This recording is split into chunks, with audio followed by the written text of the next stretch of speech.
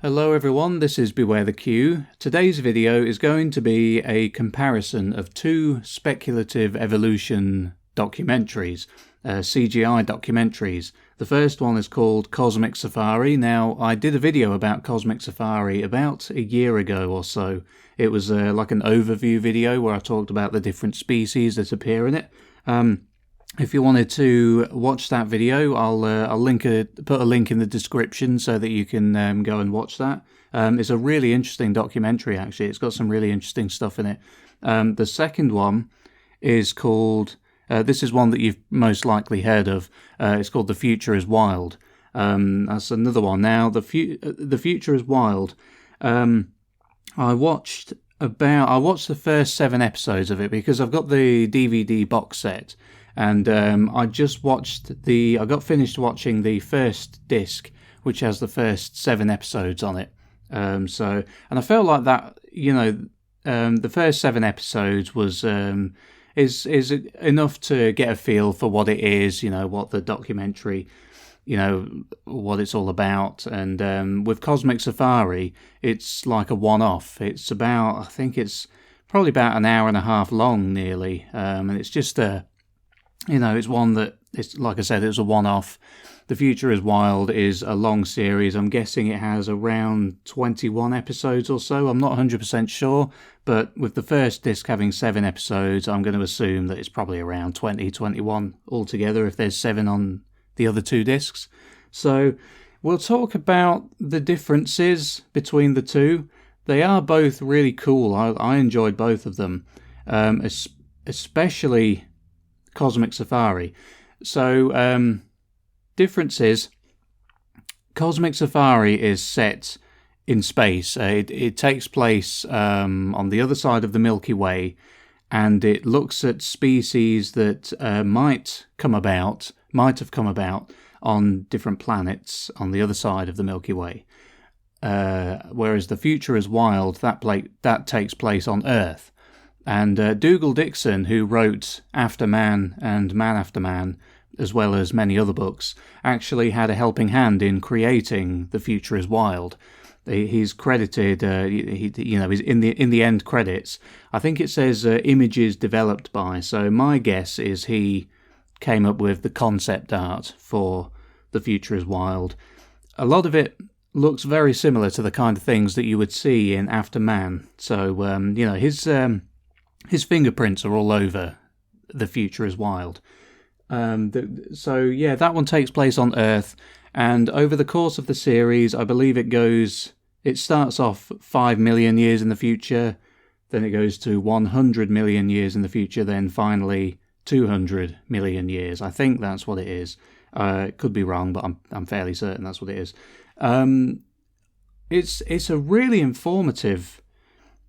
It's very. I learned quite a few things just from those first 7 episodes of The Future is Wild. It is, like I say, it's very informative. For example, something that I learned from The Future is Wild is that the Portuguese man-of-war, which is a type of jellyfish, is actually a colony of several different kinds of jellyfish that all come together and function. They have a sort of symbiotic relationship. You've got ones that are responsible for gathering food. You've got ones that are responsible for mating and things like that. I didn't know that. I thought that the Portuguese man-of-war was just one complete jellyfish, but it's actually several jellyfish, and that's really cool. I didn't know that, so I learned something from watching it. And that's kind of the format of The Future is Wild. It'll show you one of the, a species that has been created, is a product of probably Dougal Dixon's imagination or whoever wrote the series. And then it would say something along the lines of, you think this is bizarre, but here's an example of something very, very similar in the wild in the modern day. I can't remember. I think it was a sort of, like this future species that it came up with was a jellyfish colony, but it was you know, it was a lot bigger than the Portuguese man of war, and a lot more not structured, but you know, it's very much like in each jellyfish is kind of like a cell, if you know what I mean. And it's hard to explain really, but you'd have to watch it if you haven't already. It's very interesting. But yeah, that's kind of the way that The Future is Wild does it. It gives you one of these very strange looking future species of animal, and then it says, yeah, look, but here's something that we have now, that's in the world now. So it's not as far-fetched as you would imagine upon first seeing this this creature that we've invented for this show. That's really cool about The Future is Wild. I really like that it always gives an example of why this could come into being. Some of them I find very, very far-fetched, like, you know, even now it's, you know, it's like very strange things are thought to have happened, you know, like the first life forms, you know, in our, you know, the real world, in our timeline, evolutionary timeline, we are meant to have first emerged from the sea, is my understanding. And, you know, going from the sea to on land seems kind of strange, but there are some things in The Future is Wild that I find absolutely, like, I don't see it, you know, happening. It seems too far-fetched. I know a lot of the things that have happened would seem really far-fetched. If you were to tell somebody this is what happened, you would think, no, there's no way that could happen. There's certain things like in The Future as Well, there's one species, it's called the desert hopper. I'll put a picture up, or some video, depending on what I can find. I'll put it up so you can see it. And that desert hopper is, I believe it's called, is descended from snails. Apparently snails are going to develop the ability to stand on their, you know, their tail is going to turn into a foot, and they're going to use it to bounce around the desert and eat plants. I don't know, that's I'm not convinced by that one. Some of them are a bit bizarre, a bit too bizarre. But, you know, I'm not saying it's impossible, but I just don't see it happening myself. That's you know, it's still interesting though. It's still entertaining. A very entertaining Still a very entertaining documentary, is what I was trying to say. I really like it. The thing about Cosmic Safari, though, that takes place on different planets. And it shows kind of parallel evolution. My personal favourite from that one would be the alien sharks. So they have the ability to, basically what they do is they hunt in pairs. And they have, I believe they have sonar abilities. Again, I'll put some footage up here. I'll be able to show you some video footage because I can just use what I used from my previous video that I made on it last year. And they have the ability to roar. They hunt in pairs. They communicate with each other using ultrasound, I think. And they roar. You know, they have a deafening roar which stuns their prey, which is these cool-looking sort of green and yellow fish, green and blue fish, whatever they. I think I'll have footage here so that you can see it. And it roars at them and it stuns them, and then they're able to sort of pick them off, which is very cool. To begin with, I was a little bit skeptical about an underwater creature being able to develop any kind of vocal ability like that. But then, you know, a few moments later, it struck me that, you know, whales and dolphins, they do this stuff. They've developed the ability to, you know, vocalize, you know, but the thing is, they're mammals, and these alien sharks, as far as I know, they're not mammals. But again, you know, it is interesting to think about. It's possible that it could happen. That, you know, another thing I really like about Cosmic Safari is so it's from the 90s. It's a 1990s documentary. I believe it came out in 1999, and I have a great fondness in my heart for Discovery Channel documentaries from the 90s. Not just speculative evolution stuff, but also, all kinds of things, all wildlife documentaries from then, because I used to love watching those as a kid. And it has all the kind of, it has that cozy feel that the 90s documentaries had. It's got, the slightly muffled sound. It's got the very, of its time CGI.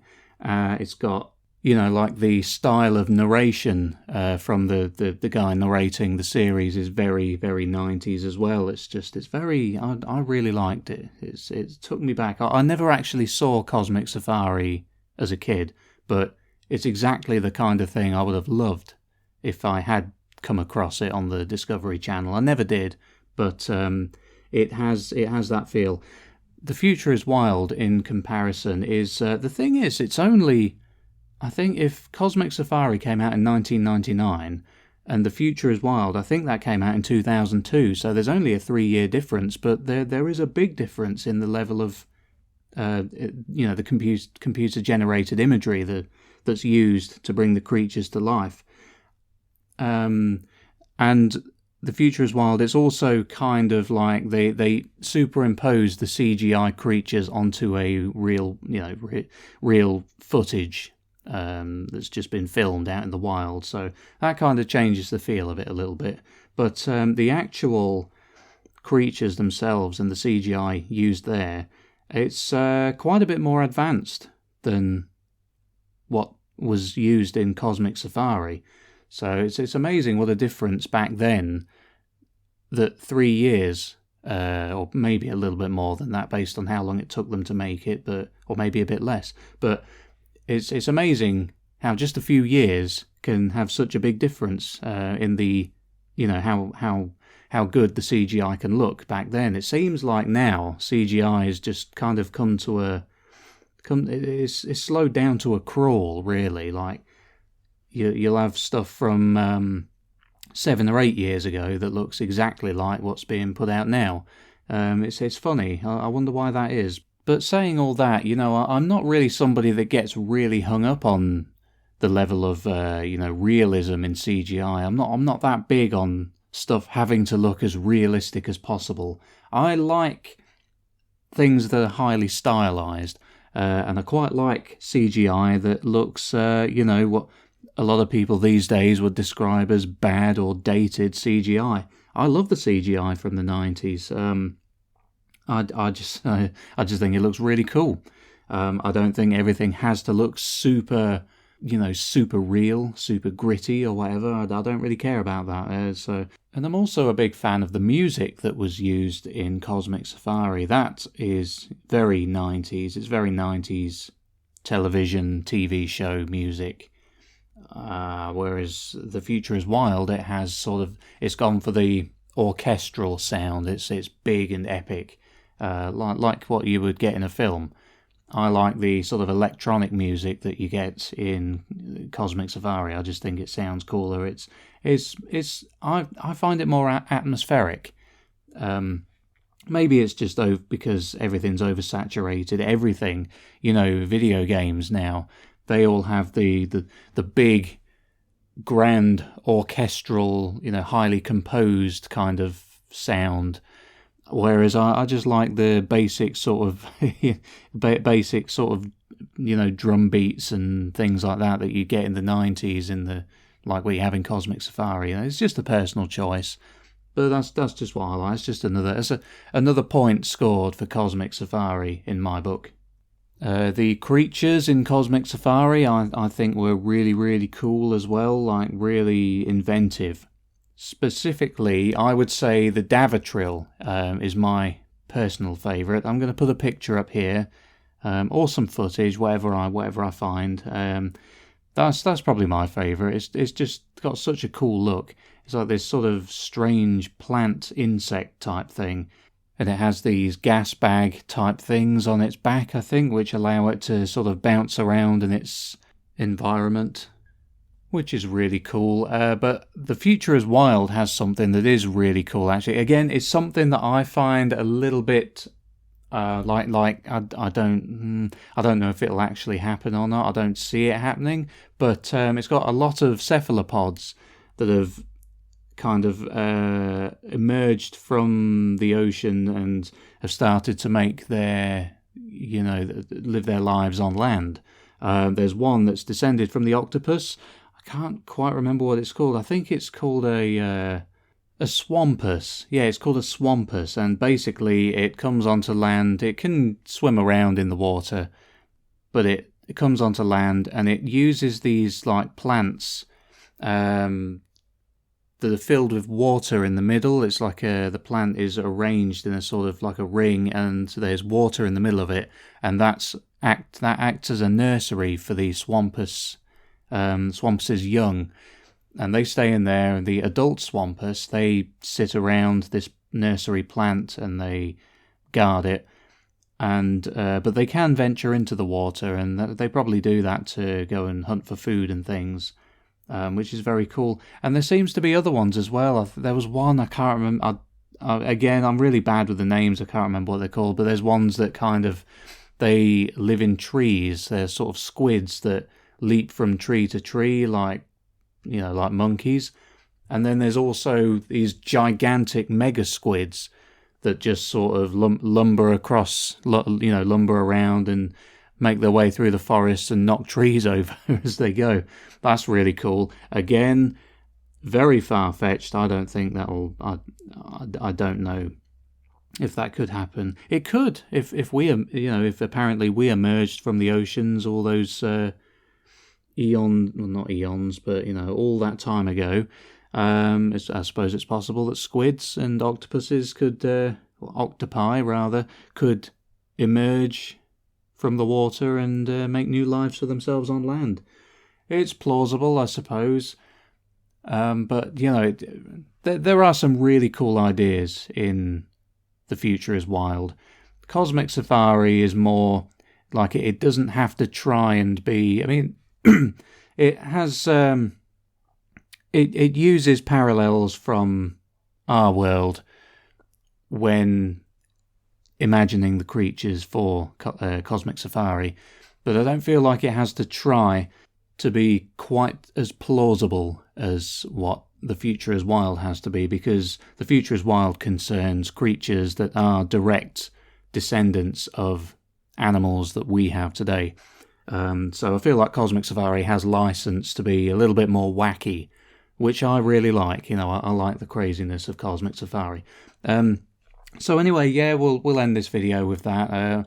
I have to say, of the two, purely, based on the atmosphere that it has, I think Cosmic Safari is my favourite. But, feel free to write a comment below with your thoughts, which one you like, if you've seen both of them, or, Cosmic Safari is hard to get hold of, actually. It's, so the DVD I've got is actually an Italian DVD. Luckily, it has an English audio option, so I was able to just switch it over to English and watch it as I normally would anything else. But it seems like that on DVD it's only available in Italy, which is interesting. You would imagine that it would be available on DVD in the USA, but apparently no. It's just all the only one I can find is the Italian version on eBay, where I got mine. So it's very strange. So it may be difficult for you to get hold of. If you're in America, then you will have to have a DVD that can play the one that's region unlocked. Luckily, Italy is in Region 2, same as the United Kingdom, where I am, so, it wasn't any trouble for me. It just means having to wait a little while longer for it to arrive from Italy. The Future is Wild, I think that's probably a lot easier to come by. So, Cosmic Safari it may prove difficult for you to find, but, you may be able to find it online somewhere, like to watch online, not necessarily to order the DVD. I love DVDs. I just order them because I enjoy it a lot more than streaming. Streaming, there's buffering, and if your internet drops out, it's just a whole pain. I like DVDs. Keep it simple. Get those physical media, and you can just watch it. And unless your electricity goes out, you can just watch it, and you won't have to worry about, you know, buffering and problems with the where you're trying to stream it from and whatever. Yeah, you know, yeah, physical media for the win. Anyway, if you can find Cosmic Safari, watch it. If you can't, then just watch my overview video. I've got it linked in the description, so head down there. You can find it and give that a watch, and it'll give you an overview of all the strange species in that show. So thanks for watching. You know, don't forget to leave a comment with your thoughts below. You know, and don't forget to hit the like button, share the video. Subscribe if you haven't already done so, and hit the bell icon too so you get notified of future uploads. This has been Beware the Q, and I'll see you in the next video. Take care.